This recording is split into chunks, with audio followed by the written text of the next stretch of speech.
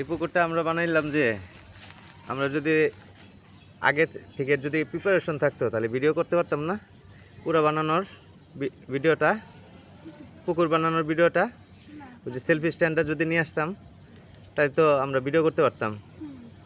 কিন্তু আমরা বাপ বেটা মিলে দুজনে বানাইছি, এই জন্য আর কি দেখাতে পারলাম না যে পুকুরটা কিভাবে বানালাম। এই দিকটা আসলে মানে ড্রেন আকারের ছিল, তো এখানে ওই নদী বাঁধের মতো করে একটা বাঁধ দেওয়া হয়েছে যাতে এটাতে একবারে উপচে পানি না আসে, মাটি প্রেশার কমানোর জন্য। তো এখানে অল্টারনেটিভলিভাবে আপনার পানি আসবে, কারণ এটা হচ্ছে বালি।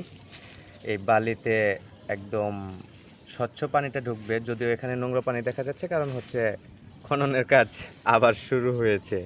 তো দেখতে পাচ্ছেন আপনারা যে এইভাবে করেই বাপ বেটা মিলে আমরা পুকুরটা আস্তে আস্তে বড় করেছি। আর এই পাশ থেকে আমরা এই যে এইভাবে পুরোটা যদি দেখি, এটা দেখবেন যে 2-3 ঘন্টা বা কালকে এসে যদি দেখি, মানে আমি আসবোই যে এরকম কোনো কথা না যে স্বচ্ছ পানি হয়ে যাবে। এটা হচ্ছে সাধারণ একটা থিওরি দিলাম, এই আর কি।